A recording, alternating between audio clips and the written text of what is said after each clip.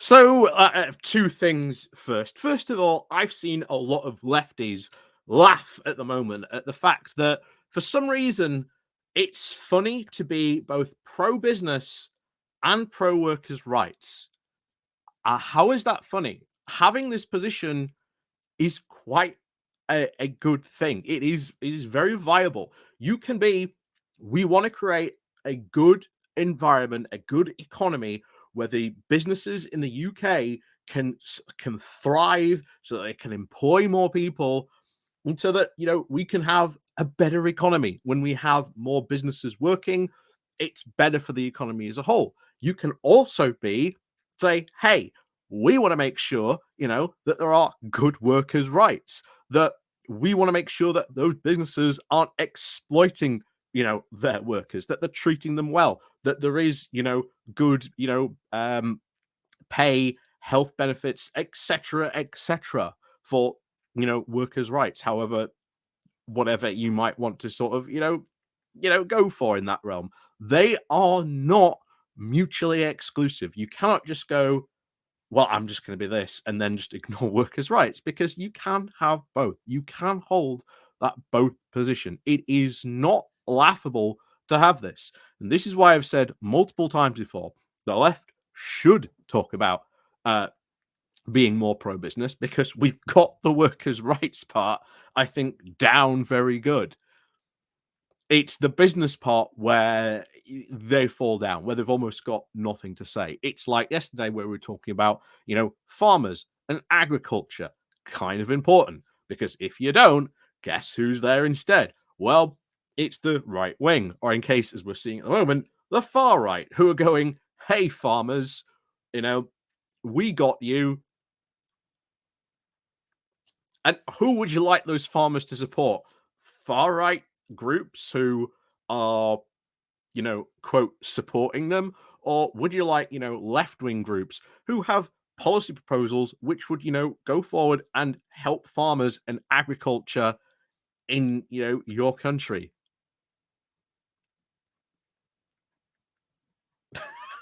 But anyway, let's get on to this, because I think this is kind of important to sort of cover that.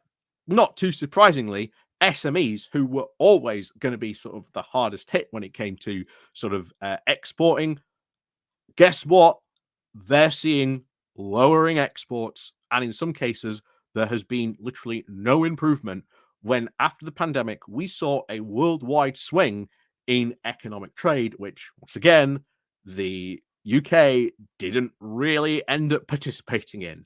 I wonder why. Anyway, before we do get on into this, please do remember to click on the like, share, and subscribe button. And of course, down below there are links to my Patreon page and one notification link called Buy Me Coffee, where you can, well, buy me coffee. And of course, as always, there is the YouTube thank you button, and of course the Pony Club down below as well. So let's crack on into this then. So this is from the British Chamber of Commerce. So most SME exporters are seeing no improvement. So the Trade and Confidence Outlook, conducted by the BCC's Insights Units, is a survey of more than 2,000 UK SME exporters. It shows that SME exporters, that's small to medium businesses, by the way, or small to medium enterprises, but, same thing, business, enterprise, whatever. Exports have been broadly static since the pandemic and remain far less likely to see improvements when compared to the pre-pandemic and pre-Brexit period. So in the fourth quarter of 2018, 28% of SME exporters reported an increase of 5 points or higher than in fourth quarter 2023, and 16% reported a decrease 8 points lower than in fourth quarter of 2023. So, post-pandemic, there's been a noticeable divergence between domestic trade performance and exports. The economy reopened in 2021, and there was a sharp increase in UK sales, but overseas orders saw no corresponding rise, indicating that SME exporters have been disproportionately impacted by the headwinds in global trade caused by the COVID lockdowns and new trade barriers with the EU. Why is that?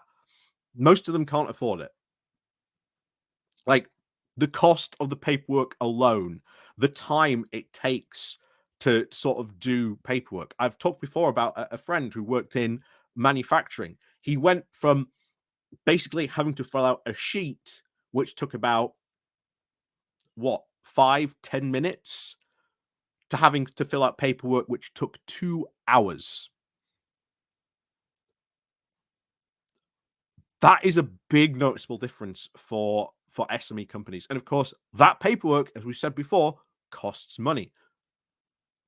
It's a big problem for SMEs. So again, like I say, rejoining would certainly help, but doing alignment deals with the EU probably also going to help as well, because the less barriers there are, the better.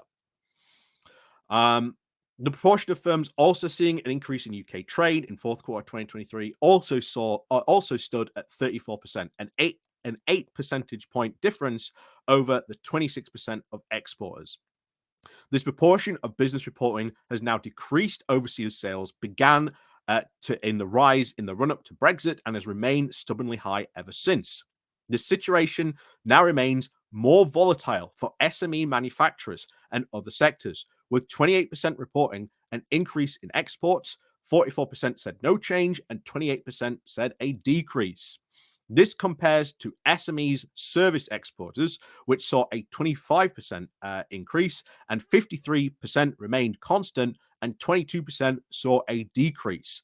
However, firms supplying services to other business, that's B2B, saw the most stable performance, with only 20% reporting decreased sales against the 27% of business supplying customers, B2C.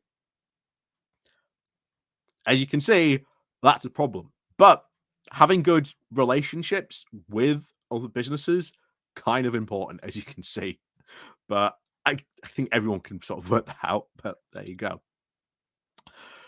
William Bain, the head of trade policy, said the global outlook was already looking fragile for 2024.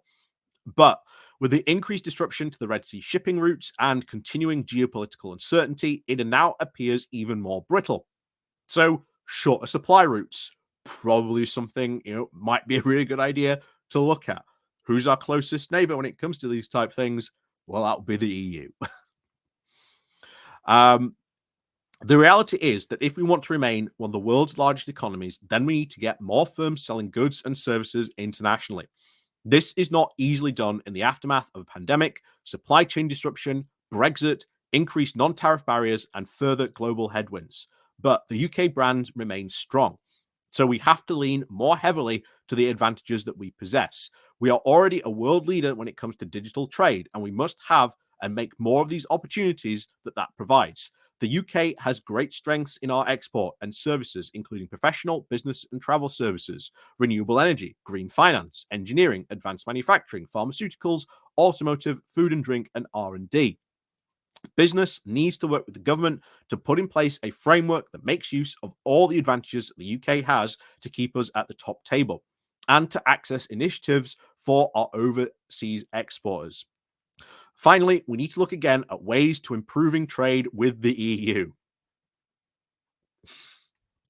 Yeah, like I say, you've got to do that. That's, I think, incredibly obvious by now at this point. But we've only been saying it, I don't know how long at this point, but there you go. It is still our biggest trading partner, but firms continue to express huge frustration with the complexity and costs now involved, which go way beyond what they face elsewhere. So, yeah, really, again, if you've been following this, this is no news. This just continues the trend, as always, that we are now seeing it's harder to export. The whole thing about, global Britain. And as Kimmy Badnock came out and said, oh my God, look at all these exports that we're now doing around the world. But the EU is still our closest trading partner because of trade gravity. That doesn't change. It's very, very hard to sort of get into foreign markets, especially if you're entering a foreign market for the first time. Like 1% is considered incredibly good. Like a 1% market share is considered amazing.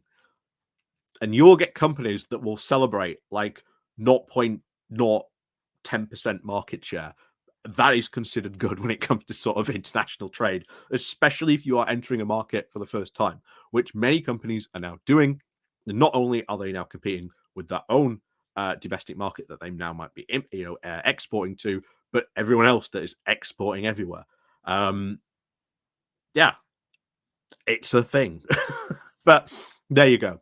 As always, thank you very much for watching. And of course, as always, we'll see you all next time.